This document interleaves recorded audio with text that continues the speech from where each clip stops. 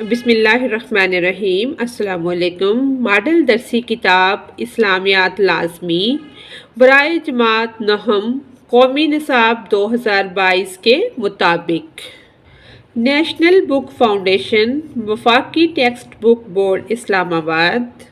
آج ہم تیسرے باب کا عنوان حضرت محمد رسول اللہ خاتم النبیین صلی اللہ علیہ وعلی آلہ واصحابہ وسلم کا بچپن اور جوانی پڑھنے جا رہے ہیں۔ حاصلات تعلم اسٹوڈنٹس لرننگ آؤٹ کم اس میں یہ ہے: حضرت محمد رسول اللہ خاتم النبیین صلی اللہ علیہ وعلی آلہ واصحابہ وسلم کے بچپن اور جوانی سے آگاہ ہو سکے اور آپ صلی اللہ علیہ وعلی آلہ واصحابہ وسلم کے بچپن اور جوانی کے واقعات سے سبق حاصل کرتے ہوئے معاشرے کی بہتری میں اپنا کردار ادا کر سکیں۔ باقی یہ اس میں علم ہے اور یہ اس میں صلاحیت ہے۔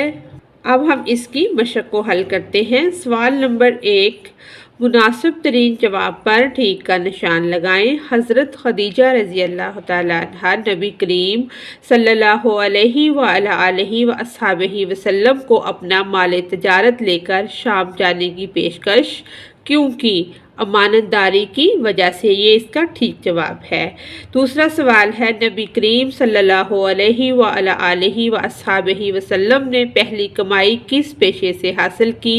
بکریاں چرانے سے۔ یہ اس کا صحیح جواب ہے۔ انبیاء علیہ کرام گناہوں کا ارتکاب نہیں کرتے اپنی پوری زندگی۔ یہ اس کا صحیح جواب ہے۔ چوتھا سوال ہے، آپ صلی اللہ علیہ وعلی آلہ واصحابہ وسلم کی والدہ کا انتقال ہوا ابوا میں۔ پانچواں سوال ہے، سفر شام کے وقت آپ صلی اللہ علیہ وعلی آلہ واصحابہ وسلم کی عمر مبارک تھی؟ 12 سال۔ آگے سوال نمبر 2 ہے، درج ذیل سوالات کے مختصر جواب تحریر کریں۔ اس میں پہلا سوال ہے، نبی کریم صلی اللہ علیہ وعلی آلہ واصحابہ وسلم کی ابتدائی زندگی میں پیش آنے والی 2 آزمائشوں کا ذکر کریں۔ اس میں پہلی آزمائش آپ صلی اللہ علیہ وعلی آلہ واصحابہ وسلم کی والدہ ماعدہ کی وفات ہے، اور دوسری آزمائش جو ہے وہ آپ صلی اللہ علیہ وعلی آلہ واصحابہ وسلم کے دادا حضرت عبد المطلب کی وفات ہے۔ یہ دونوں آزمائش جو ہیں یہ بچپن کی ابتدائی آزمائش ہیں۔ اس کو ہم یہاں تک پورا کر سکتے ہیں، یہاں تک یہ جواب بنتا ہے۔ سوال نمبر 2 ہے، نبی کریم صلی اللہ علیہ وعلی آلہ واصحابہ وسلم کی ابتدائی زندگی سے ہمیں محنت کے حوالے سے کیا رہنمائی ملتی ہے؟ اس کا جواب ہے، نبی کریم صلی اللہ علیہ وعلی آلہ واصحابہ وسلم کے مزاج مبارک میں حساسیت اور خودداری بچپن سے تھی، لہٰذا جب آپ صلی اللہ علیہ وعلی آلہ واصحابہ وسلم نے اپنے چچا کو ذوالعیال پایا، یعنی کہ تنگ دست پایا، تو ہاتھ بٹانے کے لیے مکہ مکرمہ کے کچھ سرداروں کی بکریاں چرانے کی ذمہ داری اٹھا لی۔ اس کی اجرت چند سکوں کی صورت میں آپ صلی اللہ علیہ وعلی آلہ واصحابہ وسلم کو دی جاتی۔ اس سے جہاں اپنی کمائی کی برکت معلوم ہوتی ہے، وہیں پتہ چلتا ہے کہ کسی عمل کو حقارت کی نظر سے نہیں دیکھنا چاہیے۔ اس کا مطلب یہ ہے کہ کوئی کام بھی چھوٹا ہی کیوں نہ ہو، اس کو حقیر یا چھوٹا نہیں سمجھنا چاہیے۔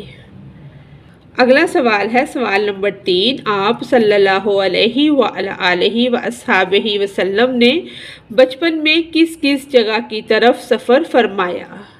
اس کا جواب ہے، حضرت ابو طالب نے سفر تجارت کے لیے شام جانے کا ارادہ کیا تو آپ صلی اللہ علیہ وعلی آلہ واصحابہ وسلم نے بھی ساتھ جانے کی رغبت کا اظہار کیا، چچا کی معیت بھی حاصل ہو اور لین دین کا تجربہ بھی۔ 12 سال کی عمر میں نبی کریم صلی اللہ علیہ وعلی آلہ واصحابہ وسلم نے شام کی طرف پہلا سفر کیا، البتہ قافلہ بصرہ سے واپس لوٹ آیا جب بحیرہ راہب نے حضرت ابو طالب کو آپ صلی اللہ علیہ وآلہ وصحبہ وسلم کی حفاظت کے نقطۂ نظر سے آپ صلی اللہ علیہ وآلہ وصحبہ وسلم کو آگے نہ لے جانے کی ہدایت کی۔ اگلا سوال ہے سوال نمبر 4، نبی کریم صلی اللہ علیہ وآلہ وصحبہ وسلم کے بچپن سے ایثار کی مثال ذکر کریں۔ اس کا جواب ہے آپ صلی اللہ علیہ وآلہ وصحبہ وسلم کے مزاج میں ایثار کی صفت بھی بچپن سے پائی جاتی تھی۔ آپ صلی اللہ علیہ وآلہ وصحبہ وسلم کھانے کے وقت اطمینان سے بیٹھے رہتے، سب لے لیتے تو اگر کچھ بچا ہوتا تو تناول فرما لیا کرتے، ورنہ خاموشی سے اٹھ جایا کرتے تھے۔ ایثار کی صفت کی یہ مثال ہے۔ سوال نمبر 5 ہے، نبوت سے قبل یعنی کہ نبوت سے پہلے نبی صلی اللہ علیہ وآلہ وصحبہ وسلم کی وجہ شہرت کیا تھی؟ اس کا جواب ہے نبی کریم صلی اللہ علیہ وآلہ وصحبہ وسلم کی سچائی اور امانت داری مکہ مکرمہ میں مشہور و معروف تھی، یعنی کہ لوگ آپ کو صادق اور امین کے لقب سے پکارتے تھے۔ لوگ اپنی امانتیں آپ صلی اللہ علیہ وآلہ وصحبہ وسلم کے پاس رکھوایا کرتے تھے اور جب طلب کرتے تو انہیں پوری کی پوری واپس کر دیتے۔ اسی شہرت کی بنا پر حضرت خدیجہ رضی اللہ تعالیٰ عنہ نے آپ صلی اللہ علیہ وآلہ وصحبہ وسلم کو اپنا مال تجارت لے کر شام جانے کی پیشکش کی۔ آگے ہے سوال نمبر 3، درج ذیل سوالات کے تفصیلی جواب تحریر کریں۔ اس میں پہلا سوال ہے، آپ صلی اللہ علیہ وآلہ وصحبہ وسلم کے بچپن اور جوانی پر نوٹ لکھیں۔ ہمارا پہلا سوال ہمارے اس پورے ٹاپک پر محیط ہے، یہاں سے یہ سٹارٹ ہو رہا ہے۔ اس کا جواب حضرت محمد رسول اللہ خاتم النبیین صلی اللہ علیہ وآلہ وصحبہ وسلم نے فرمایا، اللہ نے کوئی نبی ایسا نہیں بھیجا جس نے بکریاں نہ چرائی ہوں۔ صحابہ رضی اللہ عنہم نے عرض کیا، اور آپ نے بھی؟ فرمایا، ہاں، میں چند قرات پر مکہ والوں کی بکریاں چرایا کرتا تھا۔ اس میں یہ پورا آئے گا یہاں تک، اور اس سے آگے یہ بھی ہم اس میں پورا ایڈ کریں گے، کیونکہ بچپن اور جوانی میں بہت سارے واقعات انکلوڈ ہوتے ہیں۔ یہاں تک یہ معاملہ خوش اسلوبی سے مکمل ہو گیا، یہاں تک اس کا پورا جواب بنتا ہے۔ آگے دوسرا سوال ہے، آپ صلی اللہ علیہ وآلہ وصحبہ وسلم کے بچپن اور جوانی میں ایثار، دیانت، امانت، برداشت اور رفع عامہ کے واقعات کا جائزہ پیش کریں۔ اس کا جواب ہے، حضرت محمد صلی اللہ علیہ وآلہ وصحبہ وسلم کی بچپن اور جوانی میں ایثار، دیانت، امانت داری، برداشت اور رفع عامہ کے بے شمار واقعات ملتے ہیں جو آپ صلی اللہ علیہ وآلہ وصحبہ وسلم کی بلند اخلاقی صفات کی گواہی دیتے ہیں۔ چند اہم واقعات کا ذکر درج ذیل ہے۔ ایثار اور خدمت خلق۔ حضرت محمد صلی اللہ علیہ وآلہ وصحبہ وسلم کی زندگی کا ابتدائی دور ایثار اور خدمت خلق کی اعلیٰ مثالوں سے بھرا ہوا ہے۔ ایک موقع پر آپ صلی اللہ علیہ وآلہ وصحبہ وسلم نے اپنی والدہ حضرت بی بی آمنہ رضی اللہ تعالیٰ عنہ کے ساتھ ایک سفر کے دوران غلاموں اور خادموں کی خدمت کی۔ یہ واقعہ اس بات کی گواہی دیتا ہے کہ آپ صلی اللہ علیہ وآلہ وصحبہ وسلم بچپن سے ہی دوسروں کی مدد اور خدمت کو اپنے اوپر لازم کر لیا تھا۔ اگلا اس میں پوائنٹ ہے دیانت اور امانت داری۔ حضرت محمد صلی اللہ علیہ وآلہ وصحبہ وسلم کی امانت اور دیانت داری کا واقعہ بہت مشہور ہے۔ آپ صلی اللہ علیہ وآلہ وصحبہ وسلم نے جوانی میں تجارت شروع کی اور حضرت خدیجہ رضی اللہ تعالی عنہا کے مال تجارت کو لے کر شام کا سفر کیا۔ اس سفر میں آپ صلی اللہ علیہ وآلہ وصحبہ وسلم نے انتہائی دیانتداری اور امانت داری سے کام لیا، جس کی وجہ سے حضرت خدیجہ رضی اللہ تعالی عنہا آپ صلی اللہ علیہ وآلہ وصحبہ وسلم کے اخلاق سے بہت متاثر ہوئیں۔ اس کا نتیجہ یہ ہوا کہ حضرت خدیجہ رضی اللہ تعالی عنہا نے آپ صلی اللہ علیہ وآلہ وصحبہ وسلم کو شادی کا پیغام دیا۔ برداشت اور صبر۔ حضرت محمد صلی اللہ علیہ وآلہ وصحبہ وسلم کی برداشت اور صبر کا مظاہرہ بھی آپ صلی اللہ علیہ وآلہ وصحبہ وسلم کی جوانی میں دیکھا گیا۔ ایک واقعہ کے مطابق آپ صلی اللہ علیہ وآلہ وصحبہ وسلم نوجوانی میں بھی اہل مکہ کے درمیان اٹھنے والے جھگڑوں کے دوران صبر اور تحمل اور صبر سے کام لیتے رہے۔ آپ صلی اللہ علیہ وآلہ وصحبہ وسلم نے کبھی بھی اپنے ذاتی مفاد کے لیے کسی سے جھگڑا نہیں کیا اور ہمیشہ اختلافات کو صلح صفائی سے حل کرنے کی کوشش کی۔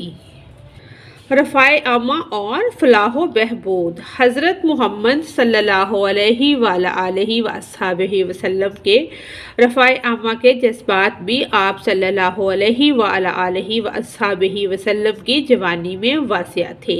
کعبہ کی تعمیر نو کے وقت حجر اسود کو نصب کرنے کے موقع پر قریش کے قبائل میں اختلاف پیدا ہوا کہ کون اس مقدس پتھر کو نصب کرے گا۔ حضرت محمد صلی اللہ علیہ وآلہ وصحبہ وسلم نے اس معاملے کو حل کرنے کے لیے ایک بہترین تدبیر سوچی۔ آپ صلی اللہ علیہ وآلہ وصحبہ وسلم نے ایک چادر منگوائی، حجر اسود کو اس میں رکھا اور تمام قبائل کے سرداروں کو چادر کے کنارے پکڑنے کا کہا۔ اس طرح حجر اسود کو نصب کیا اور تمام اختلاف ختم ہو گئے۔ ایثار اور رحم دلی۔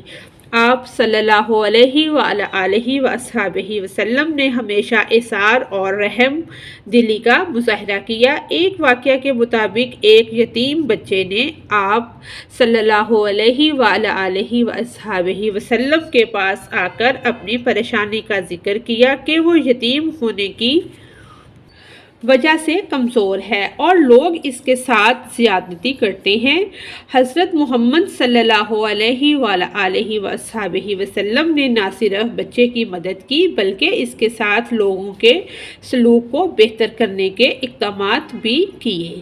نتیجہ: حضرت محمد صلی اللہ علیہ وآلہ وصحبہ وسلم بچپن اور جوانی کی زندگی میں ایثار، دیانت، امانت داری، برداشت اور رفع عامہ کی یہ مثالیں ہمیں یہ سکھاتی ہیں کہ ایک بہترین اور بلند اخلاقی شخصیت کیسے تشکیل دی جا سکتی ہے۔ آپ صلی اللہ علیہ وآلہ وصحبہ وسلم کی ان خصوصیات نے آپ صلی اللہ علیہ وآلہ وصحبہ وسلم کو نہ صرف اپنے وقت کے لوگوں کے درمیان بلکہ آج بھی ایک مثالی شخصیت بنا دیا۔ اگلا سوال ہے، سوال نمبر 3۔ آپ صلی اللہ علیہ وآلہ وصحبہ وسلم کے بچپن اور جوانی کے اسوۂ مبارک کو ہم اپنی عملی زندگی میں کیسے اور کہاں کہاں اپنا سکتے ہیں؟ اس کا جواب ہے، حضرت محمد صلی اللہ علیہ وآلہ وصحبہ وسلم کی جوانی اور بچپن کا اسوۂ مبارک ہمارے لیے زندگی کے ہر شعبے میں ایک مثالی رہنمائی فراہم کرتا ہے۔ خاص طور پر عملی زندگی میں آپ صلی اللہ علیہ وآلہ وصحبہ وسلم کی زندگی کے ان پہلوؤں سے ہم بہت کچھ سیکھ سکتے ہیں۔ یہاں چند طریقے ہیں جن کے ذریعے ہم اس اسوہ کو اپنی عملی زندگی میں لاگو کر سکتے ہیں۔ سب سے پہلے ہے سچائی اور دیانت۔ حضرت محمد صلی اللہ علیہ وآلہ وصحبہ وسلم کی زندگی میں سچائی اور دیانت داری کا مظاہرہ ہر قدم قدم پر ملتا ہے۔ عملی زندگی میں بھی دیانت داری بہت اہم ہے۔ اس کا مطلب ہے کہ ہم جو کچھ بھی سیکھیں یا تحقیق کریں اس میں سچائی اور دیانت کو مد نظر رکھیں، نقل اور چیٹنگ سے بچیں اور اپنی معلومات اور علم کے حصول میں ہمیشہ سچائی کا دامن تھامیں۔ ایک طالب علم کی حیثیت سے ہم اپنی عملی زندگی میں یہ چیزیں اس طرح سے اپنا سکتے ہیں۔ علم کی طلب اور شوق۔ حضرت محمد صلی اللہ علیہ وآلہ وصحبہ وسلم نے ہمیشہ علم کو اہمیت دی۔ اس میں ہم آپ صلی اللہ علیہ وسلم کی حدیث بھی کوٹ کر سکتے ہیں، جیسے انہوں نے 2 محفلوں میں سے علم کی محفل کی زیادہ تعریف کی اور اس میں شرکت حاصل کی، اور فرمایا کہ علم حاصل کرنا ہر مسلمان مرد اور عورت پر فرض ہے، اور اللہ تعالیٰ کی طرف سے دی گئی ہدایت کے مطابق سیکھنے اور سکھانے کو جاری رکھا۔ ہم بھی اپنی عملی زندگی میں اسی جذبے کو اپناتے ہوئے علم حاصل کرنے کا شوق پیدا کریں، مطالعہ کا شوق پیدا کریں اور مختلف ذرائع سے علم حاصل کریں۔ برداشت اور صبر۔ حضرت محمد صلی اللہ علیہ وآلہ وصحبہ وسلم کی زندگی میں برداشت اور صبر کی اعلیٰ مثالیں ملتی ہیں۔ عملی زندگی میں بھی مشکلات آتی ہیں، مثلاً امتحانات کی تیاری، نصابی مواد کی پیچیدگی یا تعلیمی میدان میں ناکامی کا سامنا۔ ان حالات میں حضرت محمد صلی اللہ علیہ وآلہ وصحبہ وسلم کے اسوہ سے صبر اور برداشت سیکھ سکتے ہیں اور مشکلات کا سامنا حوصلے اور ہمت سے کر سکتے ہیں۔ آگے ہے احسان اور تعاون۔ حضرت محمد صلی اللہ علیہ وآلہ وصحبہ وسلم نے ہمیشہ دوسروں کی مدد اور احسان کا مظاہرہ کیا۔ عملی زندگی میں ہم بھی دوسروں کی مدد کو اپنا نصب العین بنائیں، علم کو بانٹنے کا جذبہ پیدا کریں۔ اس سے نہ صرف ہمارے علم میں اضافہ ہوگا بلکہ یہ ہمیں اخلاقی طور پر بھی مضبوط بنائے گا۔ آگے ہے وقت کی پابندی۔ حضرت محمد صلی اللہ علیہ وآلہ وصحبہ وسلم کی زندگی میں وقت کی پابندی اور نظم و نسق، نظم و ضبط کی بھی بہترین مثالیں ملتی ہیں۔ عملی زندگی میں ہم وقت کی پابندی کر کے بہترین زندگی گزار سکتے ہیں۔ ہمیشہ وقت کے ضیاع سے بچنا چاہیے۔ آگے ہے اخلاق و ادب۔ حضرت محمد صلی اللہ علیہ وآلہ وصحبہ وسلم نے ہمیشہ اعلیٰ اخلاق و ادب کا مظاہرہ کیا۔ ہم بھی اپنی عملی زندگی میں اپنے اساتذہ کرام، استادوں، ساتھیوں اور دیگر لوگوں کے ساتھ اچھا سلوک کر سکتے ہیں اور معاشرتی سطح پر بھی کامیاب ہو سکتے ہیں۔ علم کے ذریعے خدمت خلق۔ حضرت محمد صلی اللہ علیہ وآلہ وصحبہ وسلم نے ہمیشہ خدمت خلق پر زور دیا۔ ہم بھی اپنی عملی زندگی میں آپ صلی اللہ علیہ وآلہ وصحبہ وسلم کی تعلیمات کو اپنا کر دوسروں کی خدمت کر سکتے ہیں، مثلا ڈاکٹر یا انجینئر یا ٹیچر، استاد بن کر ملک و قوم کی خدمت کر سکتے ہیں۔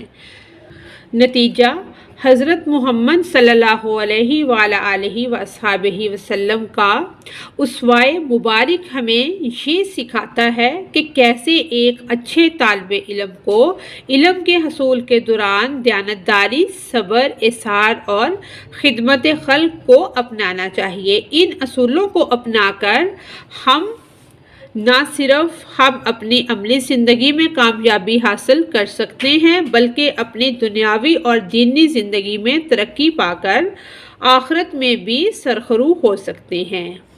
اسی کے ساتھ ہی ہماری آج کی ویڈیو مکمل ہوتی ہے۔ اگر آپ کو میری ویڈیو سے کوئی رہنمائی مل رہی ہے تو میری ویڈیو کو لائک اور میرے چینل کو سبسکرائب کریں۔